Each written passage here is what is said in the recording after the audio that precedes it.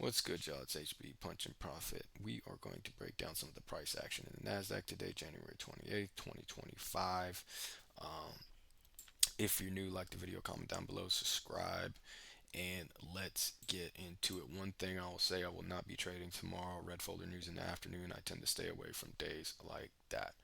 Okay, so let's get into our setup. So higher time frame for me was neutral, leaning bullish. All I mean by neutral is that there's buys and sell opportunities depending on how you frame it, but I was leaning more bullish for the day.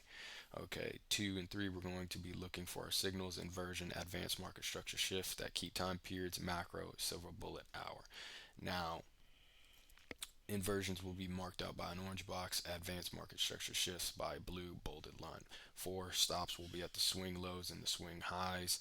Okay, never over leverage, and it can be at your discretion. You can tighten your stops. Just realize that your win percentage will probably go down as long as you don't over leverage and as long as you don't over leverage by putting your stops at the swing lows, swing highs, you will have a very high win percentage. And if you wait for your key time periods in the macros, okay, but like I said, you can keep a tighter stop.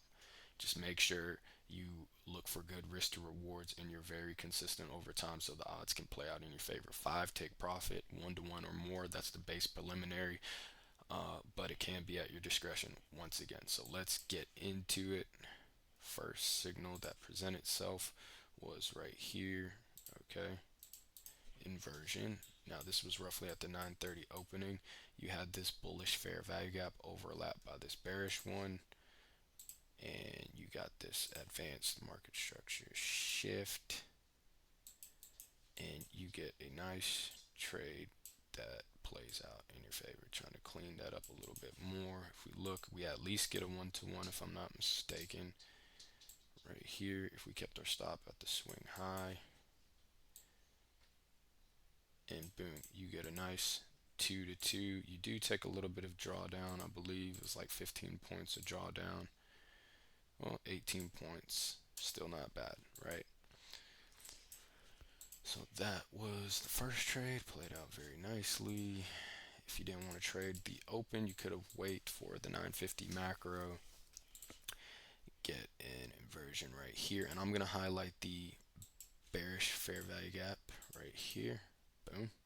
And the bullish fair value gap right here. This one was a little tight to see. Put that in green and you will see the overlap occurred just slightly right there. Okay, now we'll remove those and we'll put an orange box to indicate the overlap. Okay, we get an advanced market structure shift up here. Take little to no drawdown, only about 5 points of drawdown. Okay, and even if we put our stop at the low, okay, we would have gotten a 1 to 1 easy. Okay, 125 points. And let's see if this thing ran up to 2 to 1. Yes, it did. You got a 2 to 1 as you see right here. So that's 152 points. You would have gotten all the trade and little to no drawdown. Now that's a massive stop. Do you want to put a mini right there, right? But even though you wouldn't have to dealt with any drawdown, what you do when you notice that you have a big stop from the inversion in the advanced market structure shift, just tighten it up a little bit. I'm going to put it below the inversion, and that's still a lot of drawdown, right? But if you get on the micros, that's only like under $100 of drawdown, right? Or you can put it slightly above the inversion. Either way, how you want to shake it. Or you can put it even tighter than that. Like I said, it only went down 5 points. You will lose more. I want to make that clear. You will lose more, but you'll get these massive. Let's say you aim for 10 to 1s.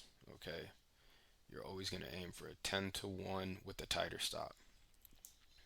When you do win, you will recover from all your losses. And even then, you still don't want to over leverage, but you will recover from all your losses when you do get wins. You just have to play the odds and be consistent.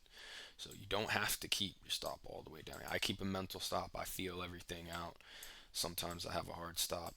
It's a day by day thing, circumstantial. But if you keep a tighter stop, just realize you will lose more, but over time it will play out in your favor if you're consistent. Okay. Now, usually when we make a big push in one direction, Okay, you're gonna have a moment of consolidating or kind of ranging, as you saw right here before we made the move out of this range. We kind of chopped up and down. That happens pretty frequently. And there was an inversion and an advanced market structure shift within this range, but not. I will, once we get more subscribers and monetize this channel, I'll break down how you can take advantage of a move like that if you get caught up in that. And sometimes you will, okay, depending on the time frame, you will get that massive reversal. But most of the time, you'll get this type of chop. You did get an inversion, you got an advanced market structure shift. It did move down a bit, but you also had to deal with some ridiculous drawdown.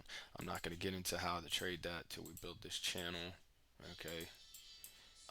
But to keep it simple and put it simply, when you're moving, trending in one direction, and then you start chopping, even if you get a signal to the downside, it's better to stay out because you know it probably wants to continue up and you wait for the signal back to the upside. So what happens? Okay, we finally take out this low right here with this wick. No signal, no signal. We get into a macro. Okay, we get this inversion down here, and we also get one up here. Okay, we get this inversion. Okay, roughly speaking, you get this advanced market structure shift with the candle body close. You have to wait for that candle body close, especially if you're a novice. You don't want to mess around. And you get this candle body close. Okay, and then you tap back in, a little to no drawdown. Let me remove this and let's frame this trade. And the good trades will have little to no drawdown. Okay, the good ones will have little to no drawdown. If you put your stop at the swing low, you hit, let's see if you got, right now, 2 to 1. That would be a 2 to 1. Looks like you're probably going to crack that.